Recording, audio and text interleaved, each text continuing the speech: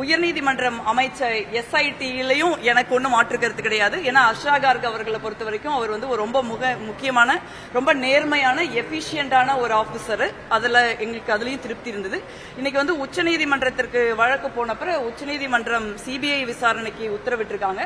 CBI விசாரணையை கண்காணிப்பதற்கு நீங்க மாண்புமிகு முன்னாள் நீதியரசர் சஞ்சய் ரஸ்தோகி அவர்களுடைய தலைமையில ஒரு குழுவை அமைச்சிருக்காங்க.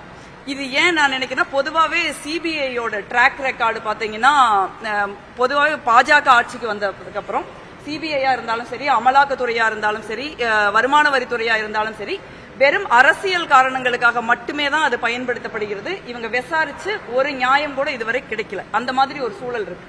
அதனாலதான் சிபிஐ விசாரணை மட்டும் வச்சா மக்களுக்கே நம்பிக்கை இருக்காது. அப்படிங்கறதுனாலதான் வந்து உச்சநீதிமன்றம் சிபிஐ விசாரணையையும் கண்காணிப்பதற்கு ஒரு ஓய்வு பெற்ற நீதியரசர் அவர்கள் தலைமையில் ஒரு குழு அமைச்சிருக்காங்க. அந்த குழுவுல வந்து 2 தமிழகத்தை சேர்ந்த ஐஜி பதவி அளவிலான ஐபிஎஸ் அதிகாரிகள் தமிழகத்தை பூர்வீகமாக கொள்ளாதவர்களை சேர்க்கலாம் சொல்லியிருக்காங்க. என்ன பொறுத்த வரைக்கும் இது வந்து கோர்ட் ஆர்டர்னா கூட நான் எனக்கு இருக்கிற சஜஷன், அந்த 2 ஐபிஎஸ் ஆபீசர்கள்ல ஒருத்தர் வந்து அஷ்ரா கார்க் அவர்களா இருக்கணும்னு நான் நினைக்கிறேன். ஏன்னா அவங்க சொல்ற எல்லா விதமான நடைமுறைகளும் திரு அஷ்ரா கார்க் அவர்களுக்கு பொருந்துகிறது. அவர் தமிழ்நாட்டை பூர்வீகமாக கொண்டவர் அல்ல, அவர் பஞ்சாபை பூர்வீகமாக கொண்டவர்.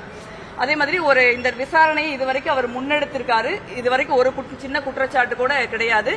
ஒரு நேர்மையான ஆபீசர், ஒரு மக்களுக்காக நிற்கக்கூடிய, போராடக்கூடிய, நியாயம் வழங்கணும்னு நினைக்கிற ஆபீசர். அதுதான் அவருடைய ட்ராக் ரெக்கார்டு.